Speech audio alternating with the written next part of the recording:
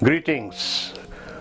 We are going into our presentation on neuromanagement. This is the fourth one in the series. We have already had in the recent past 3 presentations.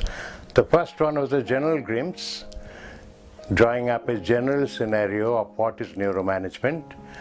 The second one talked about the gut brain, the gut instinct, the gut feelings, and the enteric nervous system, and the importance of the gut bacteria, how you should maintain the bacterial diversity. The third one was about the heart brain, compassion, fellow feeling, empathy, mutual trust, and also the cardiac nervous system. Here we are going into the fourth one in the series, and this will be about the head brain, the one which is on the top of the head. Talking about the head brain, we cannot forget the contribution of Professor Paul MacLean, who was a professor at the Yale Medical School and also a scientist, neuroscientist and physician and researcher at the National Institute of Health, USA. He had propounded the Tune brain theory, talking about the 3-level hierarchy of the head brain. You can see here in this model of the brain, this shows the half of our whole brain, the head brain. MacLean's Tune brain theory talks about the existence of consciousness, existence of brain powers at 3 different levels. Just on top of the spinal cord is the brain stem and the cerebellum. This he calls the reptilian brain, and he actually studied for 3 decades, 1960 to 90, the evolutionary history of the human brain. Based on that study, that research, he has developed his Tune brain theory or 3-level brain theory. So this is the reptilian brain, and this developed 500 million years ago, first in fish. Then it developed into frogs, then reptiles, and then we also have that inside our brain, which is meant for survival and reproduction. And what are the powers we have here? Number 1 is foraging movement.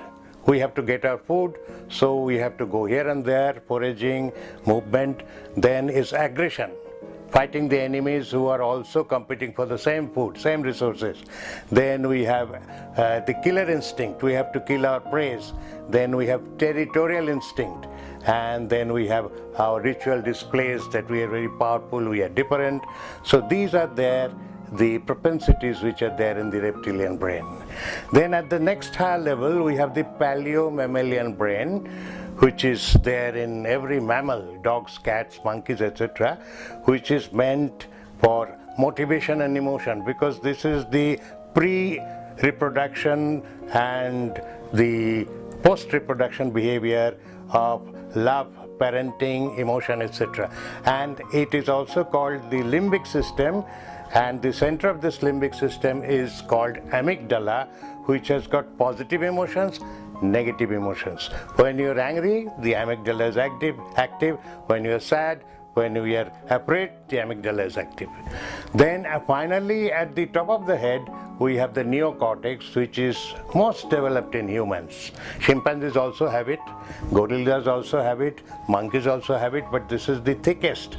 The thickness is maximum in humans, and this is where our language power, our calculation power, our intelligence, our imagination, our creativity, our power for planning and programming, they exist in this human portion of the brain.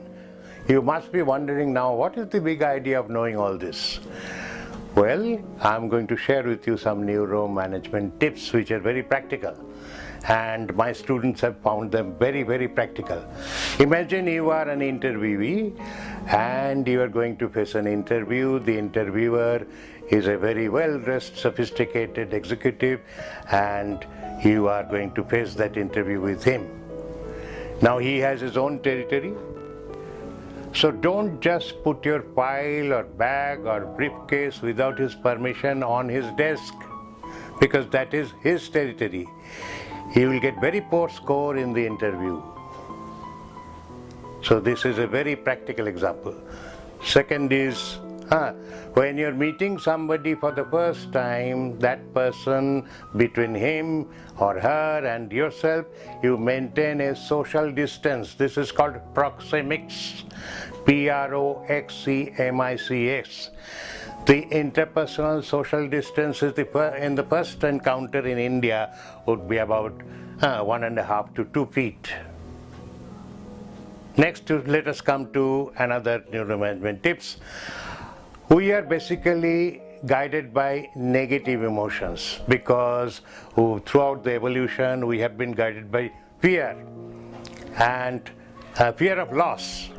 We are not prepared to lose anything rather than we are wanting to gain anything. So fear of loss gives us negativity. So this negativity was all right for our survival and our reproduction, our future progenies in the day before yesterday, which is 500 million years ago. So day before yesterday is gone, we are in today now. In today's society, we cannot afford to be negative. We have to be positive with people. So how do we become positive? Rather than giving negative feedback or adverse criticism, we give them positive feedback. Rather than competing with them, we cooperate with them. Rather than rejecting them, we give them attention. These points I had already highlighted to a certain extent in the heart-brain chapter. Well, that's all for today. I'm ending my presentation here. Thank you very much. Please try the neuromanagement tips which I've shared with you. We'll be meeting again very soon. Greetings and all the best.